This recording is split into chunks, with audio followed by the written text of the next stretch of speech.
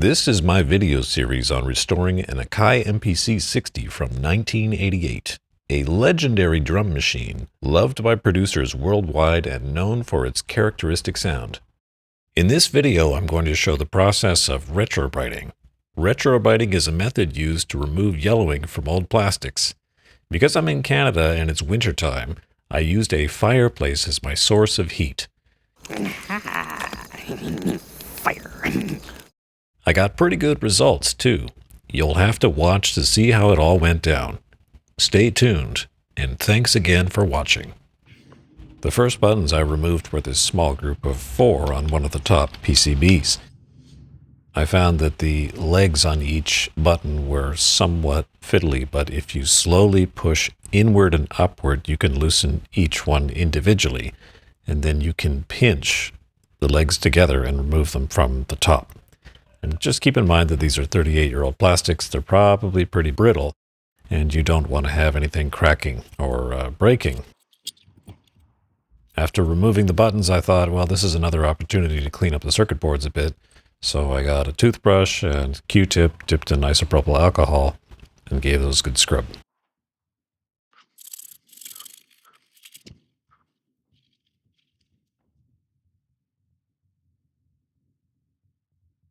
Buttons on this machine can vary between being a single button, 2, 3, or 5 together.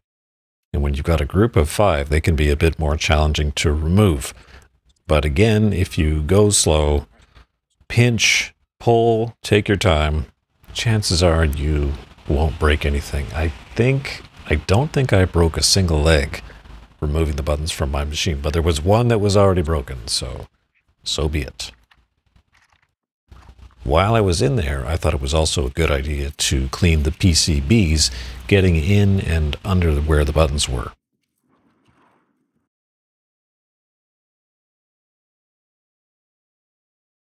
Just a few extra gratuitous shots of this button PCB here. It's a little more difficult when you've got so many buttons and holes and things in the way. But it's still a heck of a lot better than what I took out of the machine. Before any retrobrighting, I thought it would be wise to run all the buttons through a soapy rinse and scrub using an old toothbrush. This took a little bit of time, but I do think it was a very good call, just to help make sure that any hydrogen peroxide or light was able to get through to the plastic in a consistent way, and thus I would have more consistent results.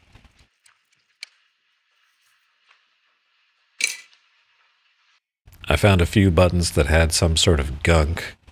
Possibly that was discoloration or sticker goo. I wasn't really sure, but I knew that Goo Gone would probably take care of this. Be careful with that stuff. It's not very nice, but it works pretty well. You know the old saying, if it's bad for you, it's probably good for cleaning.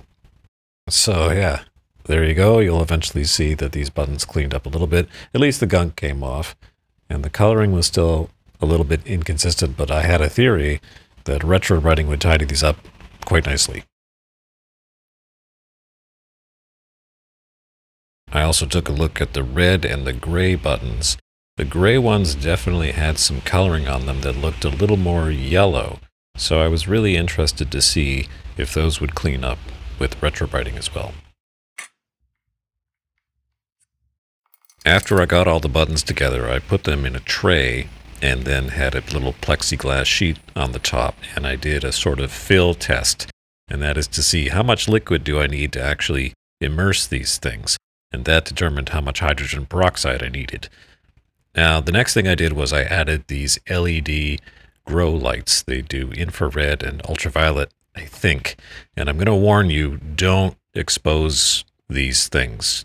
Cover these things up. Don't have them out in the open. They will hurt your eyes. I got kind of what felt like a headache, but it was actually an eye ache due to exposure, and it only took a number of minutes, so be really careful with these things. Now that said, the first evening I got some pretty good results, and I was seeing bubbles on the buttons. That means that the hydrogen peroxide is doing its job. I believe bubbles are an indicator of oxidation, but I'm not a chemist or anything, so don't quote me on that. But it tends to be, from my finding, that I would see bubbles initially, and then as the process continued, I would see less bubbles over time. Presumably because there's less stuff to oxidize. This is looking better. But I'm not sure today if there have been too many bubbles on here. And this is with these UV, infrared, whatever, grow lights. By the way, don't look at these. They hurt my eyes last night on these. Just even though they were in the room, just don't. These things they're nasty. So not good for your eyes. Cover this up. Don't be in the room when they're on. Put a box over them. Yeah, anyways. It seems that heat and light can help the chemical process of retrobrighting, and so I tried to have the temperature between 90 and 100 degrees Fahrenheit. That's getting close to 40 degrees Celsius. Warm, but not enough to melt the plastic. About 3 days in, I decided to add the gray buttons to the mix. Initially I thought, it might be risky, these might go funny on the color, but then, by comparison, they were looking so much more yellow. So I decided to throw those in and see what would happen. I'm going to say slowly but surely. After 3 or 4 days, I'd had some pretty good progress, but I wanted to up the ante a little bit. The store-bought hydrogen peroxide I was getting was 3 or 4%, but I know that I can get a hold of some volume 40 hair developer cream, and this stuff has a concentration of 12%. And with this stuff, I wanted to use a technique known as vapor brighting. So with vapor brighting, you put the things you want to brighten on a tray and you suspend them above the solution. You then cover or seal the container, and you effectively have a greenhouse effect, and that should treat the plastics consistently. This is the volume 40 salon cream. I think it's 12%. We're definitely getting some vapor, so most of the day spent near the fireplace. And then, okay, I better be careful. I don't want to, there shouldn't be too many fumes, but these are looking pretty good. A little better every day, but I think I'm really getting to the point of diminishing returns here. I thought I was almost done, and then I realized I missed one button, the one that goes on the hi-hat decay slider. I gave it a little time with the rest, and then I thought I would take it out and finish it separately. The rest of the buttons were looking really good. I am calling this a victory. It took maybe 5 days, but hey, 35-year-old there of 40-year-old musical equipment, plastic. Give it a little time to warm up. I decided to throw the record and overdub buttons in, the top slider knob, and a Microsoft mouse just for good measure. Fire going. Had this running with the light overnight. Wave away any gross stuff. See how we're doing. Pretty clean. Like the buttons. That's looking pretty clean too. We're gonna throw that one piece back in the container so we get it same multi-day treatment as everybody else. Pretty close though. There's still a little bit of miscoloration. Yeah. That shows it okay, I guess. Some pretty serious retrobrighting here. Lightening up these buttons. They look so much nicer than before.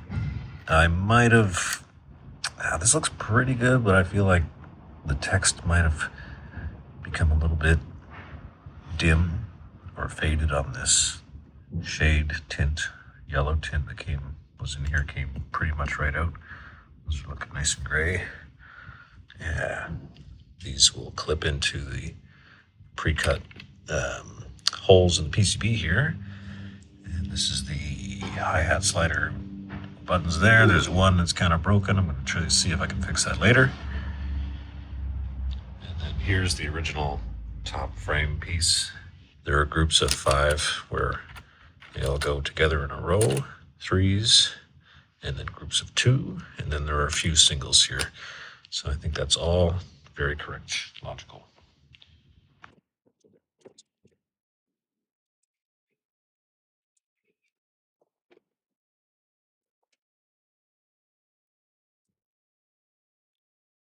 Here's a time lapse of the process I used to get the buttons back onto the main board. I put a hard surface underneath, lifted the board a bit, and then slowly pushed the button legs back into place. Now again, old plastics, they're fiddly. Take your time, try to get one edge in, and then very slowly press from the edges and then the center. And then once you get them, they kind of click. Here's a group of 5. These can be kind of tricky because you've got 10 pins to deal with, but work your way slowly down the line, and eventually they'll all fall into place. And you'll get the hang of it. You'll have plenty to practice with.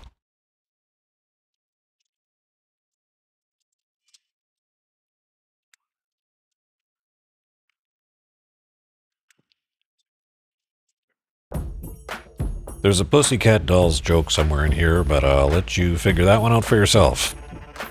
I spent a bunch of time pushing a lot of buttons after loosening them.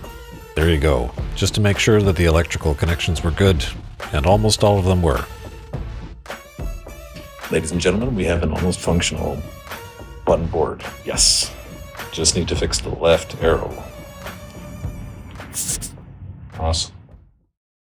Testing the smaller button PCB, I found that there were 2 buttons that were inconsistent. The LEDs didn't always turn on and off, so those needed a decent amount of contact cleaner. For some extra final boss points, I also decided to take on the end caps, or the sides of the MPC.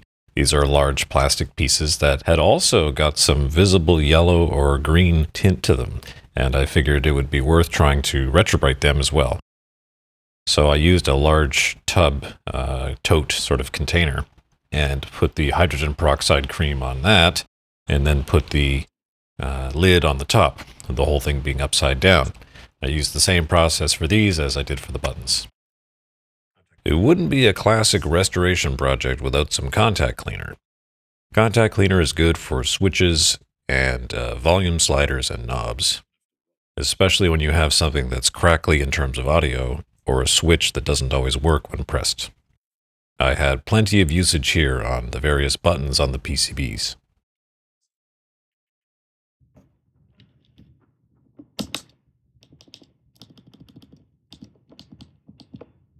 Have to fix that.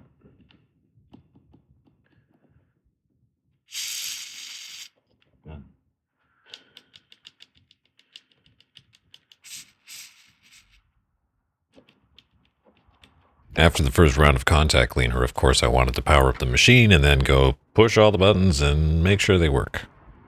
This took some time, but it was worth doing because I didn't want to have to go back in there and fix things after the fact.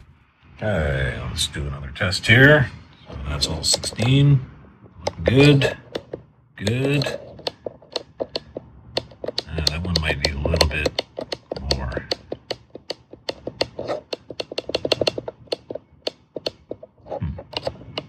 That one seems to be fine. Look at that. Look how nice that turned out.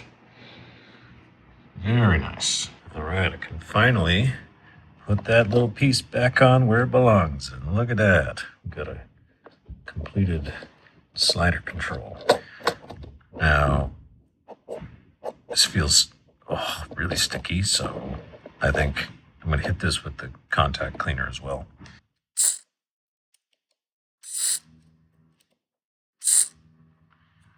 Back and forth a couple times, and hopefully that'll smoothen things out a bit.